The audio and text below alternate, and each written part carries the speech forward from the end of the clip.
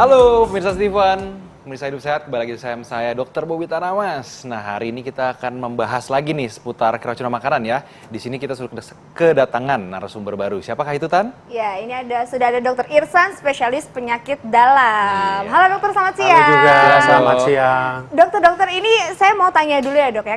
Kita mau membahas soal keracunan makanan. Sebenarnya keracunan makanan ini apa sih dok? Ya, istilahnya saya rasa perlu diluruskan ya. Iya. Jadi bukan makanannya yang jadi racun, tapi makanan itu ketempelan sesuatu zat yang kemudian membuat kita sakit. Misalnya virus, bakteri, jamur.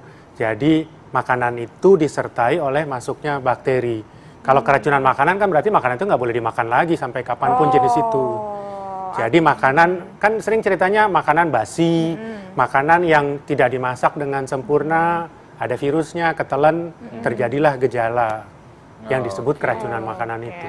Nah dok, terkait dengan gejala nih dok, ini ada fakta atau mitos beredar, diare dan muntah-muntah ini adalah gejala keracunan makanan dok.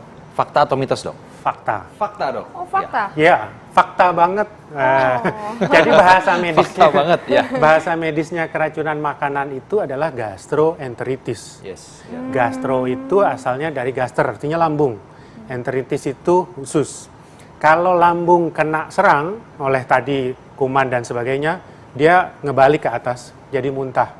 Kalau usus kena serang, lari ke bawah, jadi diare. Makanya di masyarakat muncul istilah muntaber, Muntaber, ya, muntah dan berak, gastroenteritis. Oke. Nah dok, ini biasanya penyebab dari makanan ini kalau kita makan jadi keracunan makanan itu apa aja sih dok? Mungkin misalnya kayak naruh makanan yang nggak benar atau pengolahannya atau apa aja dok?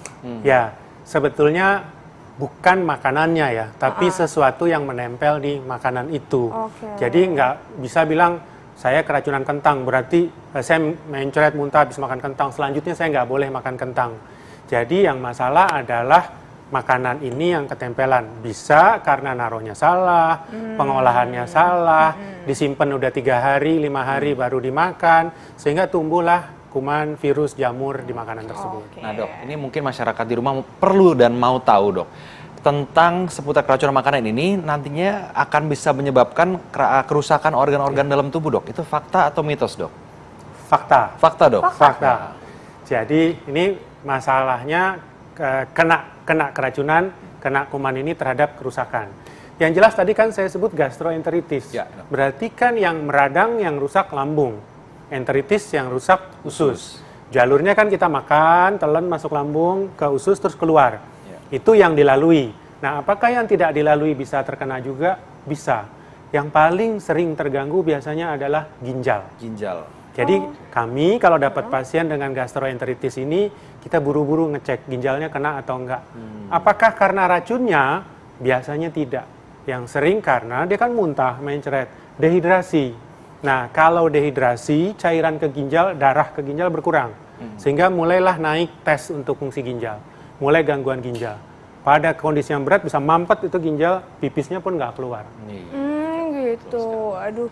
Nah dok, ini paling banyak banget nih ya dok fakta dan mitos yang beredar. Nih katanya kalau kita ngerasa keracunan makanan, ini minum air kelapa bisa mengatasi keracunan makanan itu. Mungkin ini apa ya? Mungkin ini tindakan pertama. Ini fakta atau mitos? Tapi jangan dijawab dulu dok.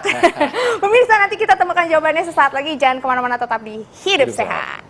Kembali lagi pemirsa di Hidup Sehat. Nah itu tadi gambar ilustrasi mengenai kondisi yang ada di dalam sistem pencernaan kita. Nah Tan, tadi ada pertanyaan yang belum dijawab kayaknya Tan. Iya, nah dok, ini fakta atau mitos ya dok ya? Ini banyak banget fakta dan mitos yang beredar. Soalnya katanya mengkonsumsi air kelapa ini bisa membantu mengatasi keracunan makanan. Ini fakta atau mitos? Jawabannya mitos. Wah Mitos, mitos dong. Dok. Iya. Waduh. Nah, memang air kelapa ini sangat-sangat populer dalam mengobati muntah dan diare. Sangat-sangat populer, bukan hanya di Indonesia. Kalau kita lihat datanya itu bahkan sampai ke Afrika. Air kelapa bagus untuk mengatasi, anggaplah kita namakan keracunan. Tapi kan pertanyaannya, apakah kelapa ini bisa mengatasi racunnya? Jawabannya mitos. Air kelapa ini memang bagus untuk mengatasi kekurangan cairannya. Sebagai bahan alat untuk rehidrasi, untuk mengatasi kekurangan cairan. Yang kedua, kelebihan dari air kelapa itu adalah kaliumnya tinggi. kalium di air kelapa itu bahkan lebih tinggi daripada oralit, lebih tinggi daripada pisang. Jadi kalau lagi mencret makan pisang atau air kelapa gitu.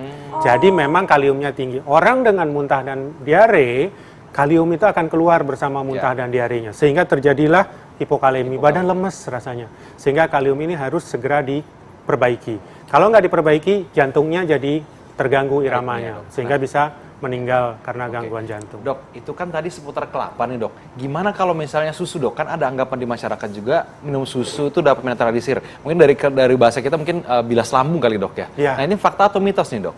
Ini mitos juga. Mitos juga dok? Oh, Mitos juga. Oke. Tidak ada bukti bahwa susu bisa menetralisir racun atau kuman yang masuk. Memang ada kebiasaan kalau orang makan sesuatu yang tidak diinginkan lah, terminum misalnya pencuci WC atau apa, terus diminumin susu supaya dia muntah. Bukan untuk menetralisir racunnya. Bahkan ada anjuran pada orang-orang yang kurang tahan atau sensitif susu, jangan minum susu pada saat dia keracunan makanan.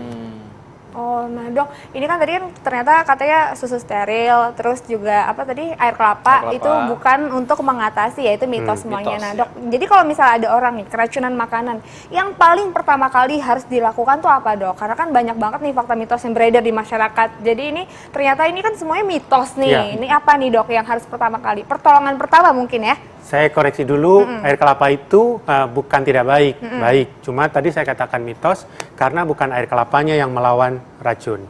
Nah, sekarang apa yang harus dilakukan? Kami biasa jawab rehidrasi, rehidrasi, rehidrasi. Apa rehidrasi? Minum.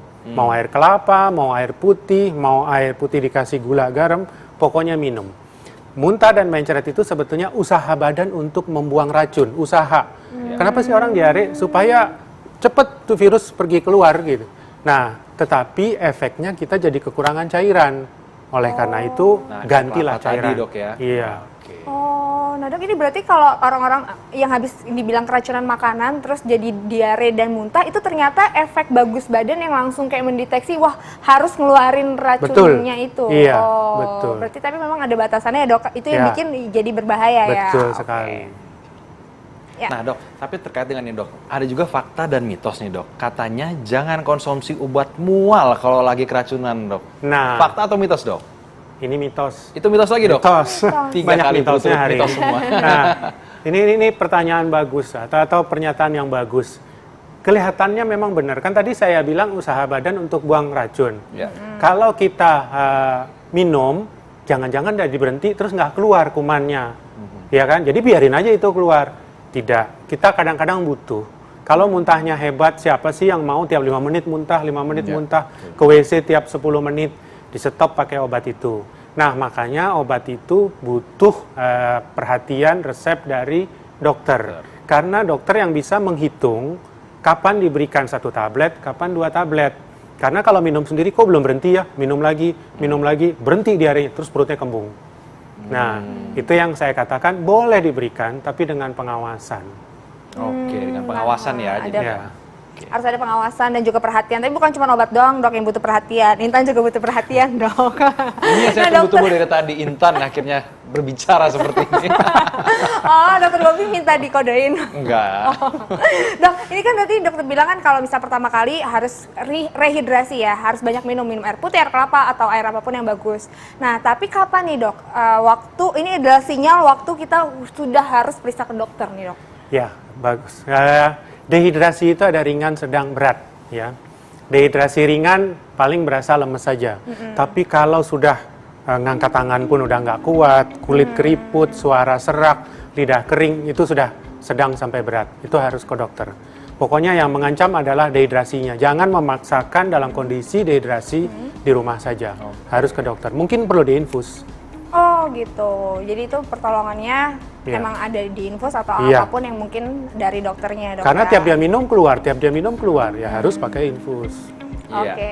Terima kasih Dokter Irsa atas Sama-sama. penjelasan Terima kasih yang dokter. edukatif dan informatif ya dok. Iya, ini udah ada suara-suara, ini berarti udah 1 jam ya kita menemani Udah nggak pemirsa terasa ya. ya 60 menit kita menemani pemirsa di rumah. Iya, jangan lupa untuk terus saksikan Hidup Sehat setiap Senin sampai Jumat jam 1 sampai jam 2 siang hanya di TV One.